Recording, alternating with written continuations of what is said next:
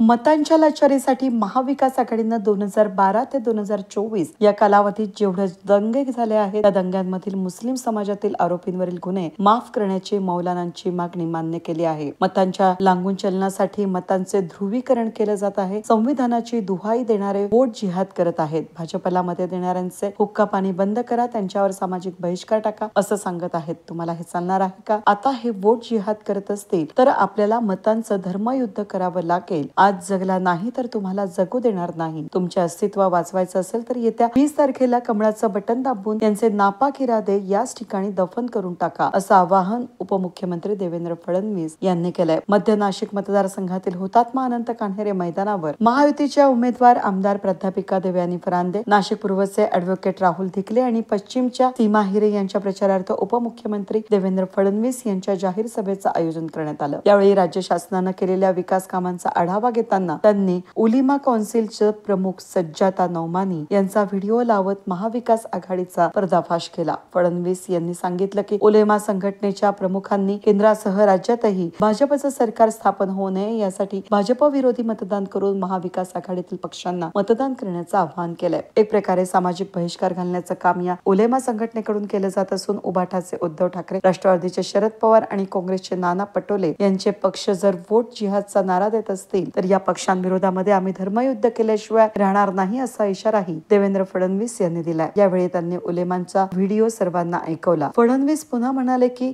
उलेमा कौन्सिलनं त्यांच्या 17 मागण्या महाविकास आघाडीकडे दिल्या आहेत. या मागण्या अतिशय भयानक असल्यानं फडणवीस यांनी सांगितलं आहे. 2012 ते 2024 दरम्यान महाराष्ट्रात जेवढे दंगे झाले त्या दंग्यांमधील मुस्लिम समाजातील आरोपींवरील केसेस परत घ्या अशा प्रकारच्या मागण्या देखील येत आहेत. तर महाविकास आघाडीतील पक्षांनी या मागण्या मान्य करणार असल्याचं पत्र नौमानी यांना दिलं आहे. हेच लोक आता ठाकरे, पवार, पटोले आमचे सेनापती असल्याचं सांगतायत. भाजपला मतदान करणाऱ्यांचं दानापाणी बंद करा, त्यांच्यावर सामाजिक बहिष्कार टाका अशा प्रकारे वोट जिहाद करून काही लोक मतं मागणार असतील तर तुम्ही हे चालू देणार का असा सवाल देखील त्यांनी उपस्थित करत आपल्याला मतांचं धर्मयुद्ध करावं लागेल असं आवाहन केलंय. ही निवडणूक तुमच्या अस्तित्वाची निवडणूक असून त्यामुळे तुमचे अस्तित्व टिकवण्यासाठी 20 तारखेला कमळाचं बटन दाबून नापाक इरादे दफन करून टाका असं आवाहन त्यांनी यावेळी केलं. यावेळी आमदार देवयानी फरांदे, आमदार सीमा हिरे, आमदार राहुल धिकले यांनी मनोगत व्यक्त करताना मतदारसंघातील विकासाचा लेखाजोखा उपस्थितांसमोर मांडला. यावेळी व्यासपीठावर भाजप नेते गिरीश महाजन, लक्ष्मण सावजी, भाजप शहराध्यक्ष प्रशांत जाधव, माजी आमदार बाळासाहेब सानप, राष्ट्रवादीचे शहराध्यक्ष रंजन